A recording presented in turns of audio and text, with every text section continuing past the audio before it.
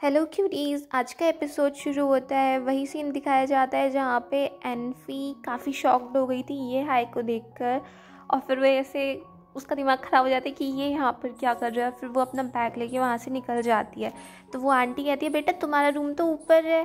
और फिर ये सीन कट करके दिखाते हैं मीटिंग में सारे बोर्ड मेंबर्स गुस्सा होके चले जाते हैं। एनफी उस लेडी से कहती है कि आप मेरा कॉन्ट्रैक्ट कैंसिल कर दो, अभी अभी तो मैंने साइन किया है। तो वो आंटी कहती है कि बेटा मैं तुम्हारा वो कैंसिल नहीं कर सकती, जैसे ही तुमने कॉन्ट्रैक्ट साइन किया वो एकदम से इफेक्टिव हो गया। फिर वो कहती है कि ठीक है, अगर आप मेरा नहीं कैंसिल कर रहे हो तो ये हाई को यहाँ से निकाल दो। तो वो कहती है, बेटा मैं इतनी मर्सीलेस भी नहीं हूँ, उसने तो तुमसे भी पहले साइन कर दिया था, अगर मैंने उसको निकाल दिया तो उसका बेचारे का दिल टूट जाएगा। तो फिर एनफी बातें बनाना शुरू करती है कि वो मेरे साथ बिल्कुल भी हम दोनों की बनती नहीं है, और जब भी हम साथ होते हैं तो कुछ ना कुछ अनलकी हो जाता है, और ऐसे होता है वैसे होता है, शायद कभी मेरी वजह से आपकी बिल्ली बिल्ली मर जाए, जिसको खूब बता रही होती है। फिर एनफी कहती है कि ये है तो मुझसे भी ज़्यादा अनलकी है।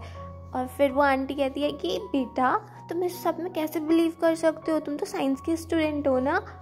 फिर वो कहती हैं कि मैं यहाँ पे काफ़ी सारी रोमांटिक मूवीज़ रखी हैं, तुम दोनों आपस में देखोगे तो फिर दोनों एक साथ अच्छे अच्छे हो जाओगे, लकी लकी हो जाओगे।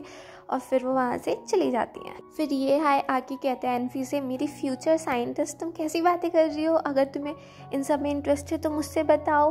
फिर एनफी कहती है कि तुम तो इतने लग्जूरियस घर में रह सकते हो, तुम यहाँ पर क्यों रह रहे हो। ये हाई कहता है कि पोसाइडन एक्सपेरिमेंट की वजह से मैं यहाँ पे रह रहा हूँ। तो एनफी कहती है, मोलियांग के साथ रह लो ना। फिर ये हाई कहता है कि मुझे तो मेरी फ्यूचर साइंटिस्ट के साथ रहना है और लाइफ टाइम रहना है। एनफी कहती है कि हम साथ नहीं रह रहे हैं, हमने बस रेंट पे जो लिया है वो घर सेम है। और फिर एनफी वहाँ से चली जाती है। एटियान ये हाई को कॉल करता है और कहता है कि कितने सारे प्रोजेक्ट तुमने रिजेक्ट कर दिए हैं बिना शेयर होल्डर्स की परमिशन के, इसकी वजह से कितनी बड़ी प्रॉब्लम हो गई है। तो ये हाई कहता है कि वो प्रोजेक्ट ठीक नहीं थे तो मैंने रिजेक्ट कर दिए। ये टियान ये हाई से कहता है, अपनी सारी जितनी तुमने गलतियाँ करी इनको ठीक करो। फिर वो फ़ोन काट देता है। एनफी को डॉक्टर सी कॉल करके पूछता है कि अभी कोई प्रॉब्लम तो नहीं है, मैंने तुम्हें एक सॉल्यूशन भेजा है उसको चेक कर लो। तो एनफी कहती है कि अभी हमारा वो वाला प्रोजेक्ट तो थोड़ा टेम्परेरी स्टॉप्ड हो गया है और मैं अभी नए प्रोजेक्ट पे वर्क करने वाली हूँ। तो डॉक्टर उसको समझाता है कि हर एक प्रोजेक्ट में रिस्क काफ़ी ज़्यादा होता है और कई सारे प्रोजेक्ट हैं वो गलत रास्ते में भी चले जाते हैं। तो एनफी कहती है, हाँ सर मैं समझती हूँ और मैं अच्छे से करूँगी। फिर एनफी मिंग को कॉल करती है और तभी मिंग ये हाई की आवाज़ सुन लेती है। तो वो पूछते हैं ये हाई है वहाँ पे, और फिर एनफी फ़ोन कट कर देती है। उधर ये हाई एनफी को आवाज़ लगा रहा होता है और काफ़ी तेज़ तेज़ आवाज़ लगाता है। तो एनफी आगे कहती है कि यहाँ पे इस घर में एक मिडिल एज वुमेन भी है, तुम इतनी ज़ोर से कैसे बोल सकते हो, उनके कानों को दिक्कत हो गई तो। फिर वो लेडी कहती है कि हमारे घर में कोई मिडिल एज वुमेन भी है, मुझे तो उसके बारे में पता ही नहीं था। वो आंटी कहती हैं कि तुम दोनों ऐसे झगड़ते रहते हो तो अपनी जो प्रॉब्लम है उसको सुलझा लो। फिर एनफी ये हाई को थैंक यू बोलती है। तो यह कहते हैं, वाओ इतनी नाइस कैसे हो गई तुम, किस बात के लिए थैंक यू। तो एनफी कहती है कि डॉक्टर सी के लिए, और जैसे ही वो कहती है कि अगर तुम्हें नहीं चाहिए मेरी थैंक यू तो मैं वापस ले लेती हूँ, वैसे वापस ले ही रही थी। तो ये हाई क्या करते हैं कि इसी हवा में उसको कैच करके अपने मुँह में डाल लेता है कि हाँ मैंने एक्सेप्ट कर ली। आंटी ने उनके लिए खाना बनाया होता है तो ये हाई टेस्ट करके देखता है। फिर वो एनफी को देता है कि तुम ही खा लो। तो एनफी कहती है, नहीं मैं तो अपने लिए खुद ही बना लूँगी। फिर ये दोनों यही करते रहते हैं कि एनफी कहती है तुम खा लो, ये हाई कहता है कि तुम खा लो, और वो दोनों ऐसे बाउल को इधर से उधर करते रहते हैं। फिर वो आंटी की कहती है, तुम दोनों बच्चे भी ना पता नहीं क्या क्या करते रहते हो। और फिर जाके एनफी फिर से ये ऐसे कहती है कि तुम ही खा लो ना इसे, और फिर वो बॉल वहीं रखा रह जाता है। तीनों एक मूवी देखने बैठ जाते हैं। वहाँ पे एनफी तो अपने काम में ही लग रही थी। फिर थोड़ी देर के बाद जब ये हाई देखता है तो वहाँ पे किसिंग सीन चल रहा था और एनफी उसको बड़े उससे देख रही थी। तो ये हाई देखते है कि ये कर क्या रही है। फिर ये हाई ऐसे अपना खाना खा रहा था तो एनफी उसको देखती रह जाती है, उसके मन में लड्डू फूटने लगते हैं। फिर ये हाई पूछता है कैसा लग रहा है। तो ये हाई से एनफी कहती है सुंदर है। फिर एनफी कहती है, अरे नहीं मेरी रिपोर्ट सुंदर कैसे हो सकती है, हाँ हाँ ऐसी है ऐसी है। फिर एनफी ये हाई से पूछती है कि जब एक्सपेरिमेंट दोबारा स्टार्ट होगा तो तुम तब क्या करोगे। तो ये हाई उससे कहते हैं कि अगर ये एक्सपेरिमेंट वैसा है ही नहीं जैसे तुमने सोच रखा है तो तुम क्या करोगी। तो एनफी कहती है कि एक एक्सपेरिमेंट पहले होने तो दो, फिर प्रॉब्लम उसमें तुम जो भी प्रॉब्लम दिखे वो मुझको बता देना। फिर ये है कहते कि इतना टाइम हो गया है मगर तुम्हारी बुद्धि में बात जाती ही नहीं है, तुम तो बस मुझे पागल बना के रखती हो। और फिर यह है वहाँ से चला जाता है। ये हाई हार्बर पर टोंगजीलोंग से मिलता है, तो वो टोंगजीलोंग से कहते हैं कि पहले के लिए सॉरी बट वो मैंने नहीं किया था और हमें तो हैन हाई का सपोर्ट ही चाहिए, उनकी पावर ही चाहिए सी प्रोटेक्शन के लिए। तो ये हाई कहते हैं कि मैंने प्रोजेक्ट तुम्हारे लिए रुकवा भी दिए हैं, और जो अगर तुम्हें कोई दिक्कत है तो मेरे भाई से बात कर लो ना, इससे ज़्यादा मैं कुछ नहीं कर सकता हूँ। टोंगजीलोंग कहते हैं कि हम दोनों के टारगेट सेम ही है इसलिए हमें हाथ मिला लेना चाहिए। तो ये हाई कहते हैं कि मेरा कोई टारगेट वारगेट नहीं है, बस इतना है कि जो मैं चाहता नहीं हूँ और वो काम हो रहा है तो बस वो रुक जाए और उस पर मेरे पैसे खर्च ना हो। फिर दिखाते हैं कि एनवी मूवी देख रही थी और वो टाइम सोच रही थी मोलियांग के साथ, जैसे वो बचपन में जाया करती थी अपनी मम्मी के साथ और मोलियांग की मदर भी वहाँ पर होती थी। फिर वो लोग इसे खाना खाते थे, वो कई सारे ऐसे सीन याद कर रही होती है, तभी वहाँ पे ये हाय आ जाता है। तो ये हाय कहते हैं कि तुम्हें तो ये मूवी पसंद ही नहीं है। फिर एनफी वहाँ से बिल्ली को ये हाय को देखकर वहाँ से चली जाती है। फिर एनफी देखती है कि अभी कोई नहीं देख रहा है मूवी, तो वो दोबारा से आके मूवी देखने लगती है, तभी फिर से वहाँ पर ये हाय आ जाता है।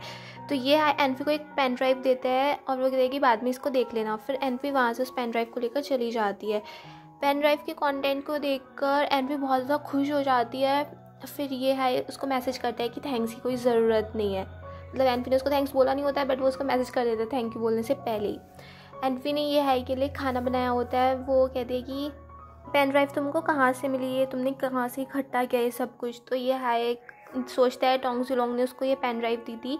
ये हाय एनफी से कहता है कि मिस जैंग से थोड़े लड़कियों वाले मैनर्स सीख लो, और तभी पोसाइडन की आवाज़ आती है कि तुम रियली इन लोगों की हेल्प करना चाहते हो।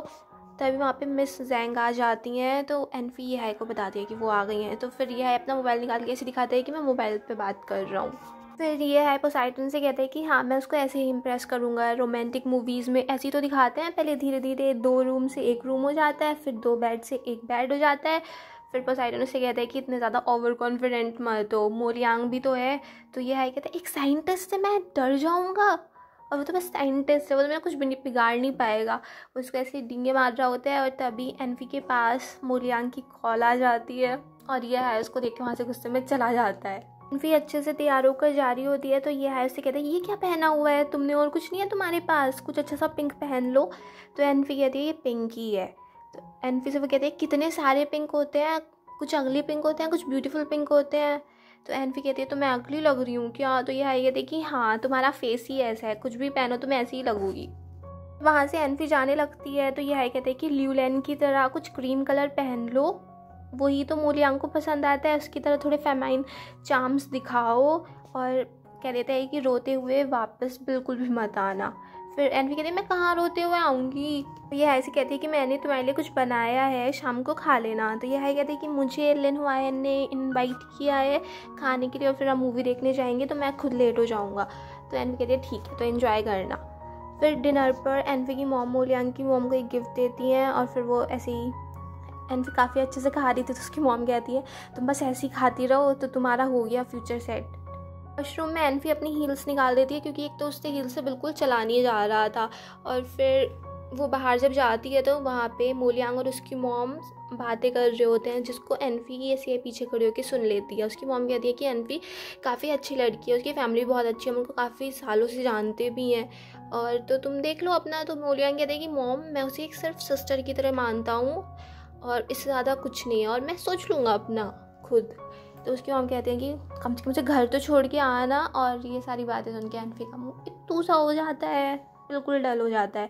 एनफी जब घर आती है तो ऐसे खोई खोई सी उसका दिमाग ख़राब रहता है। फिर वो सीढ़ी पे से बैठ जाती है, फिर वो अपने बचपन का सीन याद कर रही होती है जब वो ऐसे डूबने वाली थी, तो वहाँ पे उसको मोलियांग ने बचा लिया था, और फिर वही बैठ के वो रोने लगती है। तभी दिखाते हैं एक हाथ आता है उसके आंसू से पूछता है, और वहीं पे एपिसोड फिनिश कर देते हैं। अगर आपको पसंद आया तो प्लीज़ मेरे चैनल को सब्सक्राइब करें, वीडियो को लाइक करें, शेयर करें, कमेंट करें, and thank you so much. Bye bye, till next video.